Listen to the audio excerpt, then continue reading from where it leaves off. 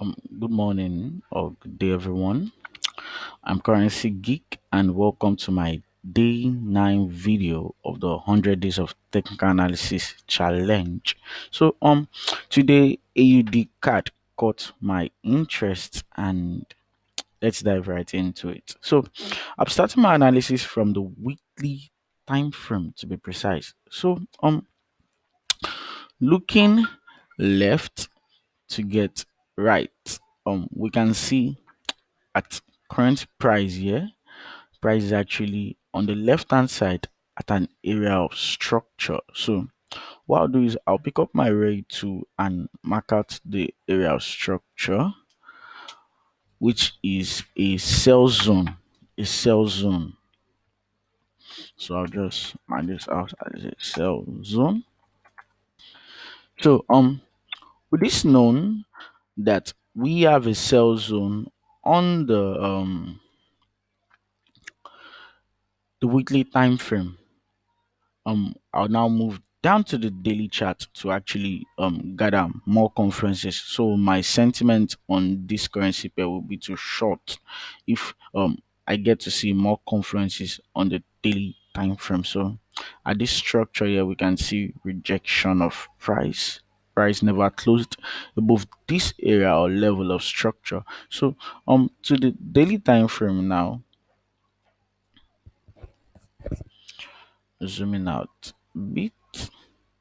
Okay, so looking left to get right, we can also see that price is at sell zone right here. So we had a bullish momentum candle, a bearish momentum candle, and it forms up a sell zone to be precise. So yeah, I can actually pick up my ray tool, my box tool, and mark out that zone real quick.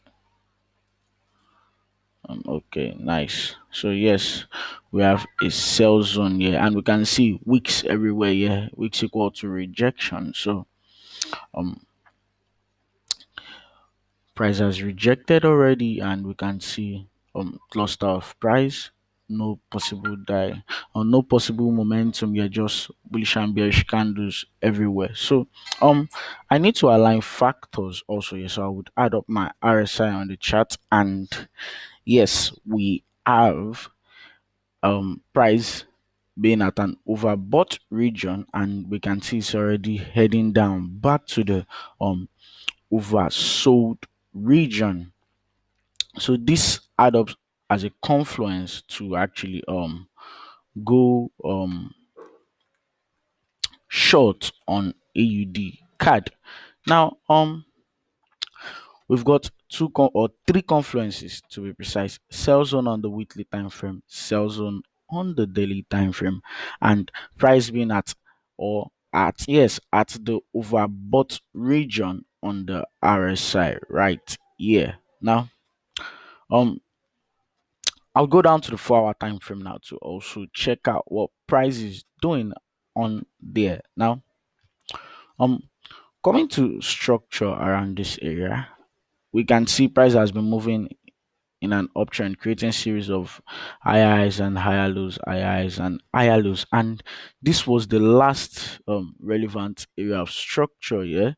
So I can just pick up my ray tool and place it at this area here. Yes. So I can just tag this as area of structure. So knowing that this is an area of structure and I look to go short on AUD card, I expect this area of structure to break. So if it doesn't break, possibly break in this pattern and come for a retest and continue moving downward. So if this doesn't happen or a break doesn't happen, I won't look to short AUD USD. So looking to still gather more conferences, I can add up my RSI on the chart and see if there's a possible divergence. And yes, there is a possible divergence, or there is a divergence to be precise. Yeah, this area of structure here down to this area, and also this area here to this. So we have a divergence, a bearish divergence to be precise, on the AUD card or on AUD card. Now I can take this off and come to the 1 hour time frame. Now on the 1 hour time frame, we have an ascending chart pattern at this area here.